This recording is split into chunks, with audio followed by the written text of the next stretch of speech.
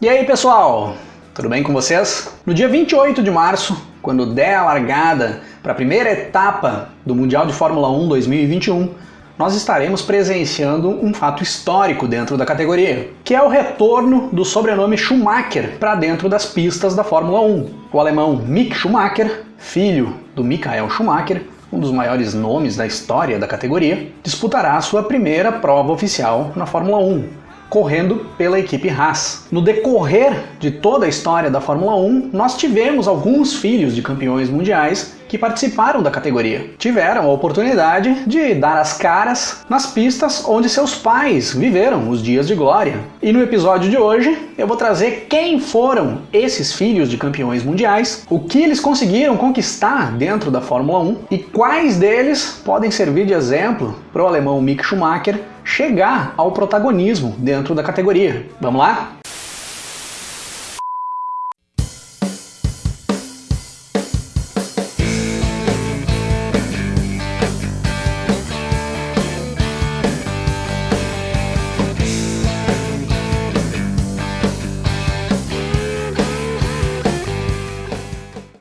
No final da década de 50 e por todo o decorrer da década de 60 na Fórmula 1, um dos principais nomes da categoria foi o do australiano Jack Brabham. Conquistou um tricampeonato mundial em 59, 60 e 66, sendo que em 66 o Brabham conquista o seu título mundial correndo pela equipe própria, a Brabham, ficando marcado como um dos maiores nomes da história da Fórmula 1 até os dias de hoje, por esses feitos do Jack Brabham, pelo seu tricampeonato mundial e por ter conquistado um título mundial correndo pela equipe própria. 20 anos após a aposentadoria do Jack Brabham das pistas da Fórmula 1, nós teríamos novamente um piloto com o sobrenome Brabham dentro de um cockpit no grid da Fórmula 1, David Brabham, filho do tricampeão Jack Brabham. Estreava na Fórmula 1 no Grande Prêmio de Mônaco de 1990, correndo pela Brabham, a equipe que ainda levava o sobrenome do seu pai e, por consequência, o seu sobrenome, pelas pistas da Fórmula 1. O David corre 8 provas na temporada de 1990, fica fora da Fórmula 1 nas temporadas de 91, 92 e 93 e retorna para a categoria em 1994 para correr pela equipe Syntec. Ficou mais conhecido nessa temporada por ser o companheiro de equipe do austríaco Roland Ratzenberger, que faleceu nos treinos para o Grande Prêmio de San Marino de 1994, um dia antes da morte do brasileiro Ayrton Senna.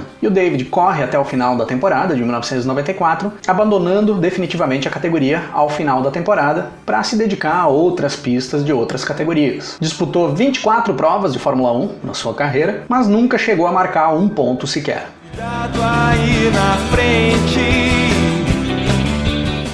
Nos mesmos anos em que o Jack Brabham vivia o seu auge dentro da Fórmula 1, surgia como um de seus principais rivais dentro das pistas o inglês Graham Hill, que também tornaria-se um dos grandes nomes da categoria, conquistando um bicampeonato mundial em 62 e 68 e tendo uma longa carreira dentro da Fórmula 1. Foram 18 temporadas no total, que só não foi mais porque o Graham Hill teve a sua carreira interrompida em 1975, após perder sua vida em um acidente aéreo na Inglaterra. 17 anos depois, na temporada de 1992, nós ouviríamos novamente o sobrenome Hill nas transmissões das corridas de Fórmula 1, quando o filho do Graham Hill, o inglês Damon Hill, faz a sua estreia na categoria, dentro do cockpit de uma Brabham, assim como o David Brabham, que eu acabei de citar. E o Damon chegaria na Fórmula 1 para fazer história. Em 1993, passa a ser piloto da Williams, que tinha os melhores carros do grid naquela época, onde já conquistaria sua primeira vitória, ali em 1993, brigaria pelo título mundial em 1994, perdendo o título para o alemão Michael Schumacher no final da temporada, e em 1996 conquista o seu título mundial, tornando-se o primeiro filho de um campeão mundial de Fórmula 1 a ser campeão mundial também. O Damon Hill fica na categoria até 1999, encerrando sua carreira ao final da temporada, com 115 GPs disputados, 22 vitórias, 20 pole positions e um título mundial. Olá, como vai? No final dos anos 70, a equipe Lotus impressionava o mundo da Fórmula 1. Liderada pelo lendário Colin Chapman, a equipe inglesa colocava na pista um carro inovador, que mudaria o conceito de todos os carros para as temporadas seguintes na Fórmula 1, que era o carro asa, que para melhorar muito a performance do conjunto, fazia uso do efeito solo para grudar o carro no chão e aumentar bastante o desempenho do carro, principalmente em curvas. E com esse carro na mão, o norte-americano Mario Andretti, que já vinha correndo por toda a década de 70 dentro da categoria, conquista o seu título mundial na temporada de 1978, o segundo título norte-americano na Fórmula 1. Após o seu título mundial, o Mario fica na categoria até 1982, quando se aposenta definitivamente da categoria. E 11 anos após a saída do Mario Andretti da categoria, na temporada de 1993, o seu filho, Michael Andretti, entra na Fórmula 1 para correr pela equipe McLaren, ser companheiro de equipe do brasileiro Ayrton Senna. E o Michael chega badalado na categoria. Já tinha sido campeão na kart nos Estados Unidos, era um dos principais pilotos da categoria, então se esperava boas performances do norte-americano em 1993 pela McLaren, mas o Michael Andretti fica devendo muito para quem esperava isso dele. Muitos acidentes e abandonos no decorrer da temporada, não conseguia sequer andar perto do Senna, que corria com o mesmo carro que ele. O Senna sempre andando lá na frente, brigando por vitórias, e o Andretti lá no fundo do pelotão. Fez apenas 11 corridas em 1993, conseguiu um pódio no Grande Prêmio da Itália, chegando em terceiro, e abandonou a categoria antes do final da temporada, não deixando saudades nenhuma dentro da Fórmula 1. Organizar depois da confusão. A década de 80 foi a década que os brasileiros dominaram a Fórmula 1 dentro das pistas. E o responsável por essa hegemonia do Brasil na Fórmula 1 na década de 80 foi o brasileiro Nelson Piquet, que conquistou 3 títulos mundiais, em 81, 83 e 87, seguiu na categoria até 1991, conquistando vitórias ainda, se aposentando ao final da temporada. E 17 anos após a última participação do brasileiro Nelson Piquet na Fórmula 1, teríamos novamente o sobrenome Piquet no grid, com a entrada do Nelson Piquet Jr. na Fórmula 1, ou mais conhecido aqui por nós brasileiros como Nelsinho Piquet, filho do tricampeão mundial. Nelsinho corre pela equipe Renault nas temporadas de 2008 e 2009, sai da categoria antes do final da temporada de 2009, conquistou um pódio na Fórmula 1, na Alemanha, em 2008, com um segundo lugar na corrida. Inclusive esse pódio foi a última vez que nós tivemos 2 brasileiros no pódio na Fórmula 1, o Nelsinho em segundo, o Felipe Massa em terceiro, mas o Nelsinho ficou mais lembrado dentro da Fórmula 1 pelo escândalo no Grande Prêmio de Singapura de 2008, onde o Nelsinho, seguindo as instruções da equipe, causa um acidente proposital para facilitar uma vitória do Fernando Alonso, o seu companheiro de equipe. Inclusive a sua saída da equipe em 2009, no decorrer da temporada, foi consequência da revelação dessa história, que partiu do próprio Nelsinho. Ele mesmo abriu o jogo e revelou o que tinha acontecido naquele grande prêmio. Então, o brasileiro, filho de campeão mundial, que fez sua participação também na Fórmula 1, teve uma breve passagem pela categoria, mas com uma polêmica bem grande. Sua fonte é inesgotável.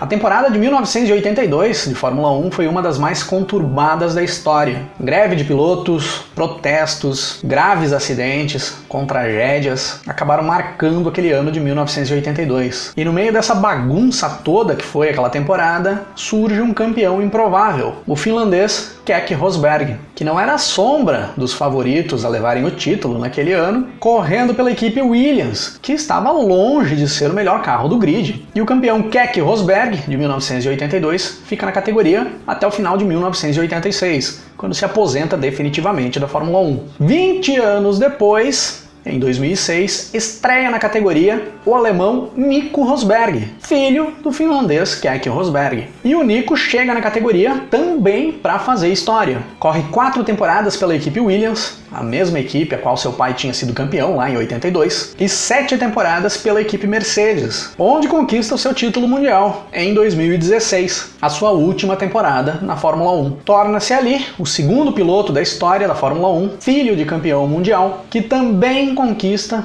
um título mundial de Fórmula 1. Fica uma menção honrosa aqui para a dupla canadense Gilles Villeneuve e Jacques Villeneuve. O Jacques Villeneuve foi campeão mundial de Fórmula 1 em 1997, correndo pela equipe Williams, e seu pai, o Gilles Villeneuve, não chegou a conquistar o título mundial. Mas ele é um daqueles pilotos que são considerados campeão sem título. Foi vice-campeão mundial em 1979 e perdeu sua vida em um acidente em 1982, quando era um dos favoritos a levar o título mundial daquela temporada. Então fica aqui uma citação ao Gilles Villeneuve e ao Jacques Villeneuve também. E agora temos Mick Schumacher. 9 anos após a última última participação do seu pai na Fórmula 1, o Mick chega na categoria com muita expectativa. Foi campeão na Fórmula 2 em 2020, fazendo uma ótima temporada, faz parte da academia de pilotos da Ferrari e é visível que a Ferrari aposta muito no Mick Schumacher, primeiro porque ele tem feito boas performances, tem se mostrado um bom piloto, e segundo, porque o sobrenome Schumacher é um sobrenome de peso dentro da categoria. E esse peso leva recursos para dentro da equipe, leva patrocínio, leva dinheiro. Então existe uma grande possibilidade de já nas próximas temporadas o Mick Schumacher ir para a Ferrari. Mas a Ferrari já possui uma dupla de pilotos jovem, que teoricamente poderiam fazer uma carreira de várias temporadas dentro da escuderia. Charles Leclerc e Carlos Sainz. E aí como é que fica? Se o Mick surpreender na Haas agora e a Ferrari resolver puxar ele para a equipe para ser titular, vai sobrar para quem? Fica aí a expectativa para acompanharmos nessa temporada e nas próximas também.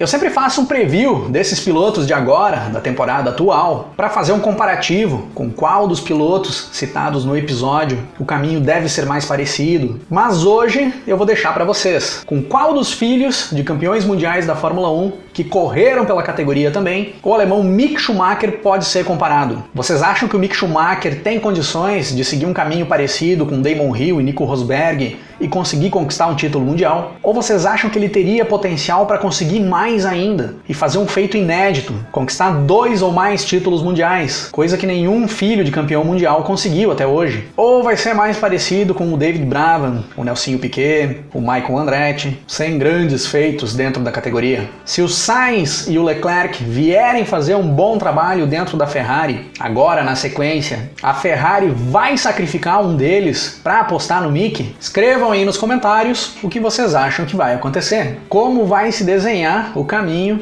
do 6º filho de campeão mundial da história da Fórmula 1 a correr pela categoria também. E se curtiu esse vídeo, deixa o like aí embaixo, compartilhe o vídeo, se inscreva no canal se ainda não se inscreveu e ativa o sininho para receber as notificações dos vídeos que entrarem no ar. Acesse a nossa loja oficial rock'n'race.com.br, deem uma olhada nos produtos que tem por lá. Se quiser apoiar o canal, receber mais conteúdo e ganhar benefícios, clica no botão Seja Membro aí embaixo, dá uma olhada nos planos para membros do Clube Rock 'n' Race. Tendo interesse, pode assinar o plano que achar melhor. E vamos nos falando na sequência. Grande abraço para todo mundo.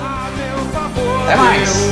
Portas de paredes, eu me desprendo e vai voar pelas janelas.